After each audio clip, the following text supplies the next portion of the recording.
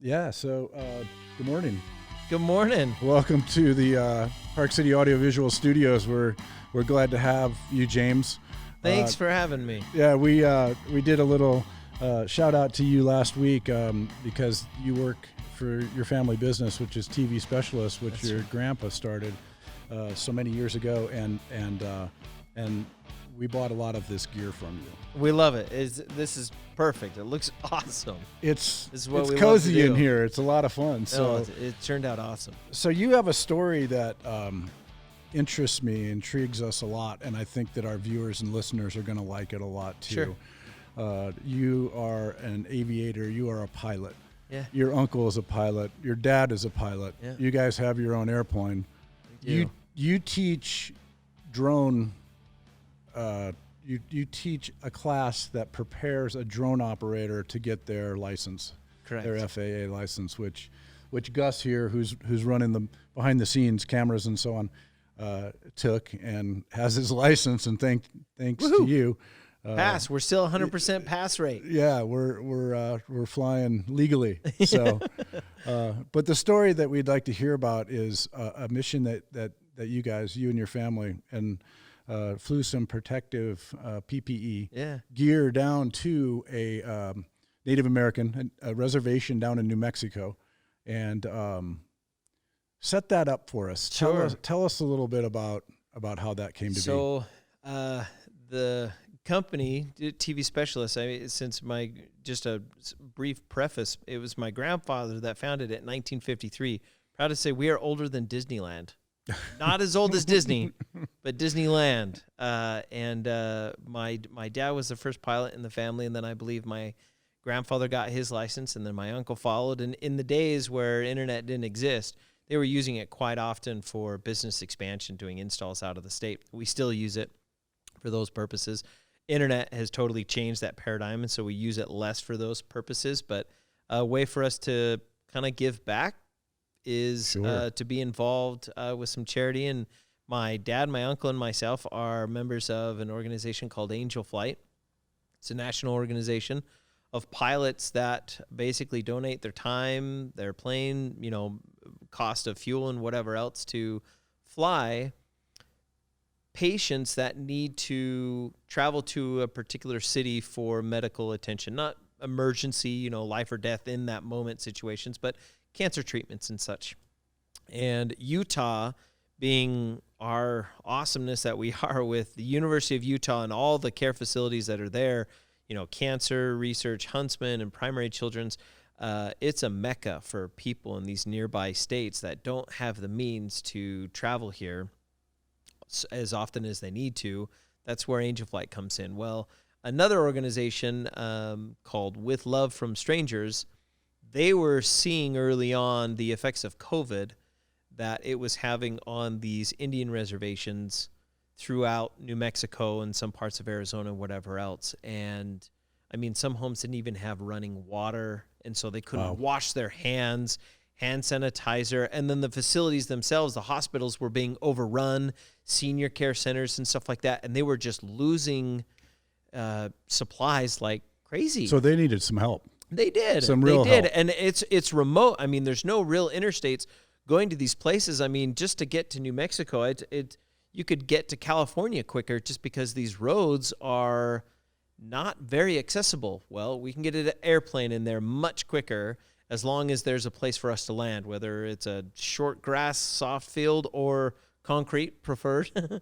And so over my uncle got involved with Love from Strangers. They had received all of these donations of PPE equipment, personal protective equipment, and all that gear, hand sanitizer, water, masks, everything, and had to organize how we were going to get this together. So Steve, my uncle, who is the director of the Utah chapter of Angel Flight, started prepping and planning all of these different missions. And so that's how we were able to get all this gear down to parts, remote locations for these Indian reservations. What an amazing story. Giving back to the community is so powerful, and your family with the success of the business. It's great. It's a great sort of accolade to to your family. Well, So thank you. so you have some video. Yeah. You've some of this has already been posted. This There's looks some great, though. Instagram This and is a great video here, though. this is yeah. That looks good. Thing there's a handrail, right? I know. Almost looks like an Angel Landing type thing. Zion, Moab. So Gus, can you cue up the video and look at that? So this is a little video that I created. I shot this pretty well on my phone, edited on my phone. That's my good buddy Benjamin Dunkley, and so we had to go down to Shiprock, New Mexico, and so you're flying to get there. I mean, you're flying over southern Utah areas that are just gorgeous. You know, the Moab, Escalante What we River, just saw, San Juan. some of Yeah, that it's bear's just, ears and yeah, and so this particular shot right here is taken from the doctor that met us at that airport. So that's us landing. not a bad runway. Nope, it turned out okay. Only the ramp area had a few weeds here and there. But so this particular mission that I did, we loaded up 300 pounds worth of gowns, masks, water, sanitizers, Clorox, diapers. I mean, whatever. Essentials. Well, essentials, yeah, what they needed. And the fun part of it, I mean, that was the good part of it. This was just kind of the second half of it because we had to stop in Hall's Crossing to fuel up. Well, Lake Powell or Glen Canyon was closed, and so we could fly down the canyon and not disturb anyone or anything. So this is kind of the beautiful scenic route home. But Wow. yeah, we were below the canyon walls. We were about 200 feet off the water there. And you've been flying all your life? I started ground schools when I was in high school with my brother, actually, and because it's in our blood. I mean, this same aircraft, I remember climbing into that cockpit when I was 8 years old, and I think my dad let me fly, you know, in midair when I was around 12 years old, and I was away from it for a couple of years, and I caught that bug. This is a side note. That's the picture that the doctor sent me at that hospital where that gear that I delivered went to, and he said thanks. But And so how long you brought 300 and some pounds worth of gear to the hospital, and did that last them a while? a Or? week is all he said. week? He said a week is all he said. So I made the joke to him. I said, okay, well then we'll see you next week. But so my uncle Steve has organized with Christy over at With Love from Strangers. I think it was 164, maybe up to 170 now, and they're still doing them periodically. But those are flights, 160 flights, and he gave me a stat. So 23. So since about March timeframe through August, 23,850 masks, almost 10,000 gowns, over 116,000 gloves. And then it looks like 145 gallons of hand sanitizer. Wow. 2,630 rolls of toilet paper, and over 1,000 rolls of paper towels and stuff as well. And these are private donations mostly coming in? Yeah, Or- I don't know where With Love from Strangers gets it all. I know that the Real Salt Lake organization donated initially to get it kicked off, donated a bunch of hand sanitizer and gowns initially to With Love from Strangers. And that's what kind of kicked it off. And then it just came from, private donators, organizations, companies.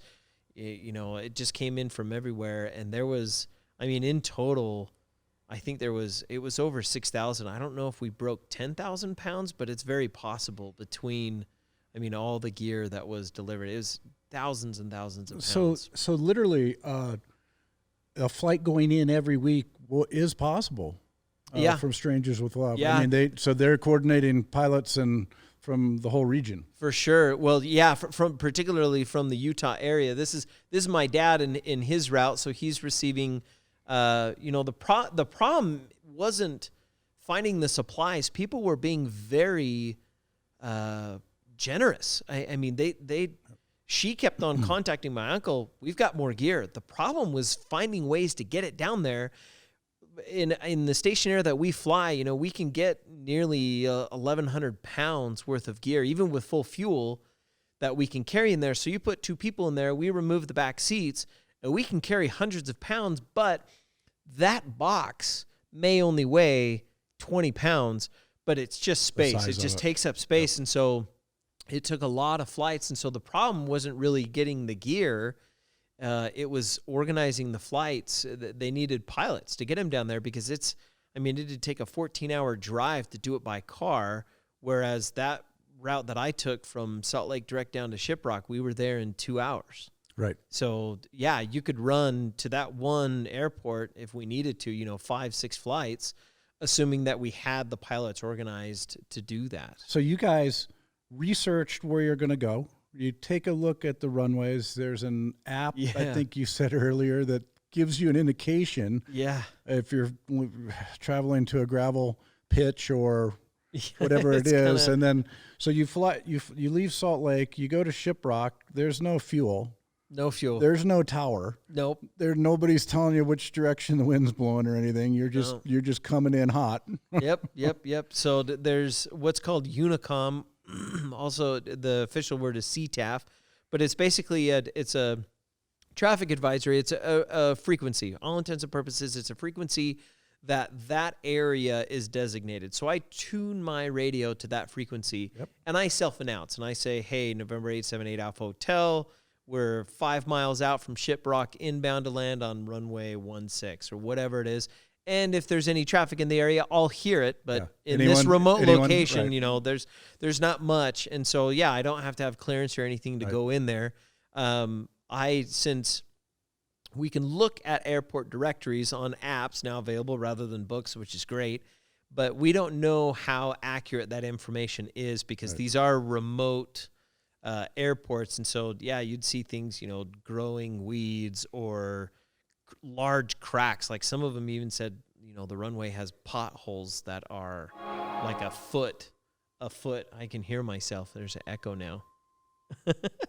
And like a foot pothole or something in the middle of the runway. You don't want to hit that when you're coming in at 100 miles an hour. And so this particular route, when I came down, I get down low enough so I can see it. And fly down, do a flyby, pass the runway, and just make sure, is there anything on there, rocks, whatever.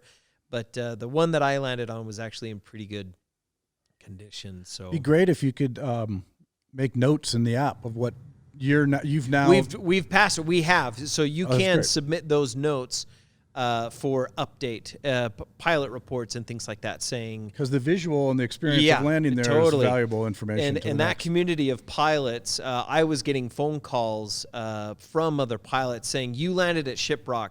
Tell me your experience." And I would submit those, in the pilot reports for that airport directory to get updated. But it just takes time for those companies to update those. So as a pilot, you can make yourself available in the community, and so they're talking to you saying, talk to me about this. What do you know? So coming out of Shiprock, you took off and then you landed and fueled. It's called Hall's Crossing.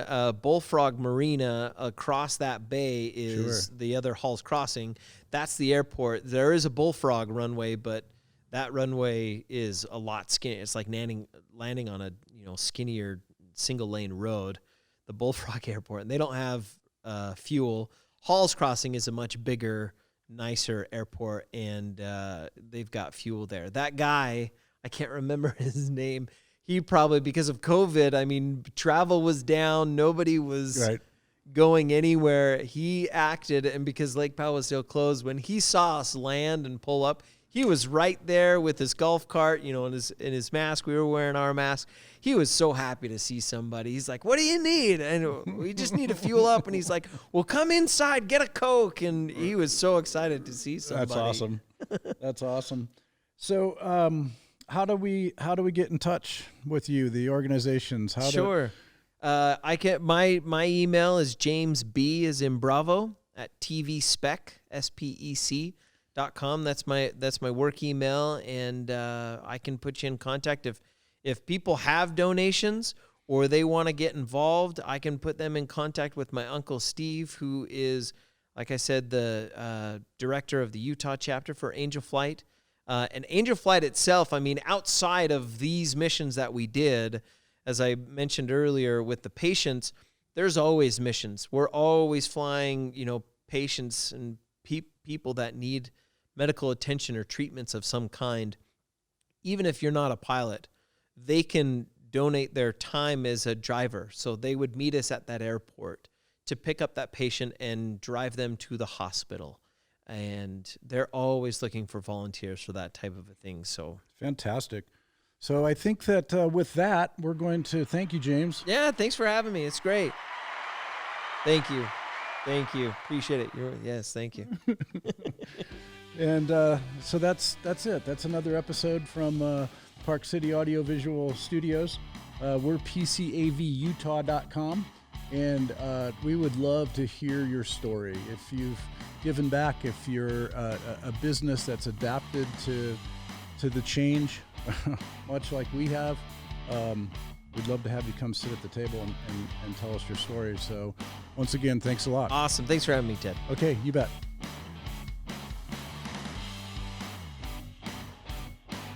Bye-bye.